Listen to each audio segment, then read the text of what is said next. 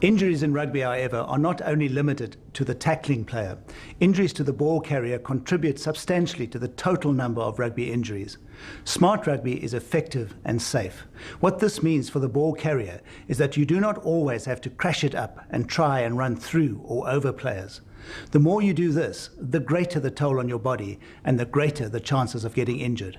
On top of this, if the opposition are wise to your tactics, they can defend the situation easily and neutralize your attack. If your aim is to run through or over your opponent, all they have to do is wrap their arms around you and the ball, and ball possession is lost, slowed down, or turned over. Once again, Paul True, the National Sevens coach, takes us through some very important steps on how to be effective when carrying the ball on attack. Good morning, guys. Okay, guys, today we're going to focus on effective ball carry, and I think, lately we've seen too many players trying to make far too much contact, and this isn't smart rugby. Smart rugby is about using your rugby skills to try to avoid the contact in the first place.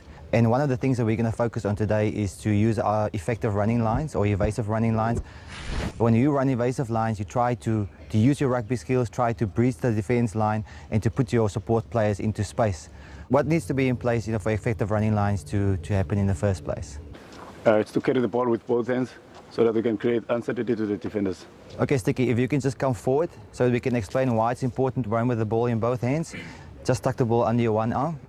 If you have the ball under your one arm and I'm the defender, it's very easy for me to see that you're not going to pass the ball. So I can prepare myself for the contact and also for the tackle. If you put the ball in both hands, okay, then it's creating uncertainty, it's creating doubt. And this is why it's important that always, when you start running, to keep the ball in both hands, and you have options where you can go either to the left or to the right, and you can actually beat your defender much easily. Coach, what about looking defenders in the eye to engage them? Absolutely right, Renford. Sticky, if you could just look me in the eye. So as a defender, I'm engaged, I am fixed in defense, and I don't know what to do. I think the purpose for Sticky now is he can play support players into space either on this side or on that side.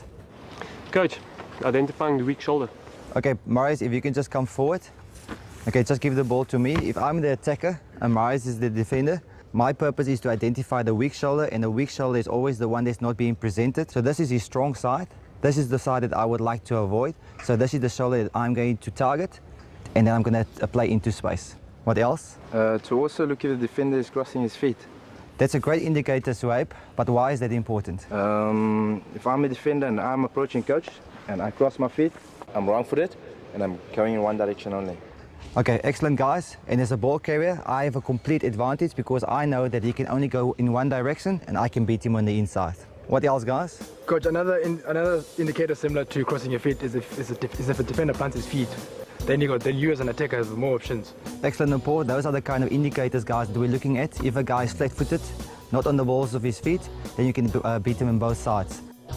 Hey, Coach, looking for exposed defensive lines. Excellent, guys. We want to play smart rugby. We don't want to go and run straight into contact. We want to play it into spaces. So let's go to a drill.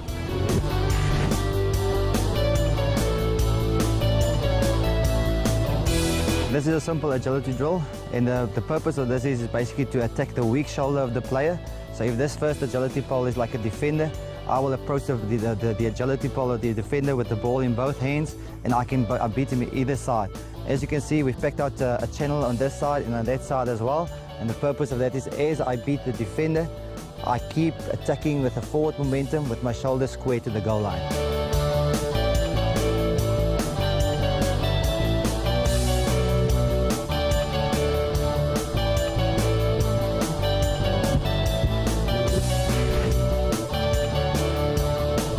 Okay guys, let's bowl on that. We're going to make it more evasive.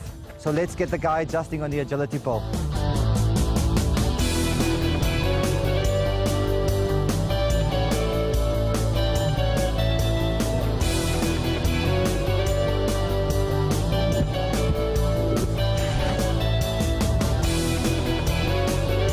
Okay guys, let's go back to the setting one and bring in a spin, which is more deceptive and also to get away from the player. Taking forward, guys, keep it taking forward,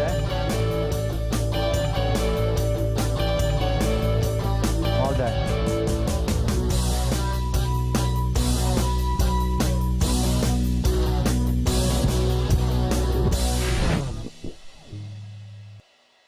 We've covered the 1v1 agility running lines, so what we're going to do now is just to build it up.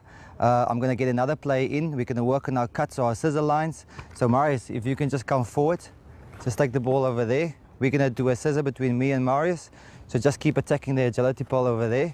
I'm doing a scissor with Marius. This is where the danger is coming from, guys. I want to get away from this defender, so I need to step back into this channel and have my support on the outside again.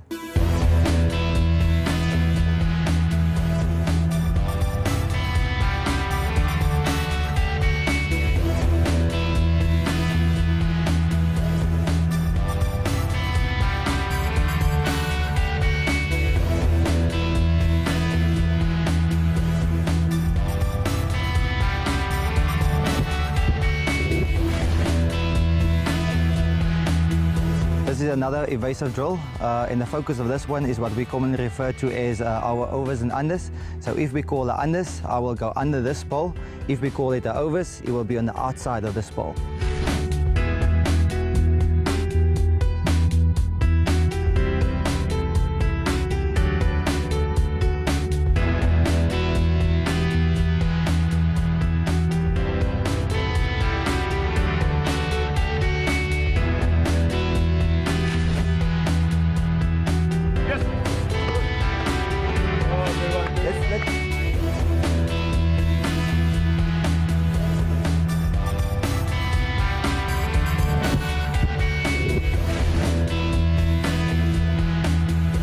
Also guys, what we will add is another evasive running line where Alan will stand on the pole.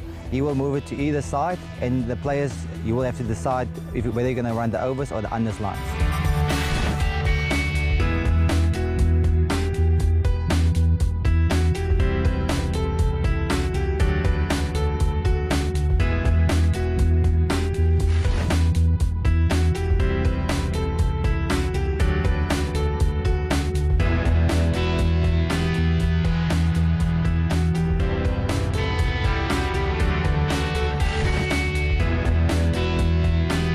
In the next drill, we're going to try to play it into space and also try to identify the weaknesses in the defense line.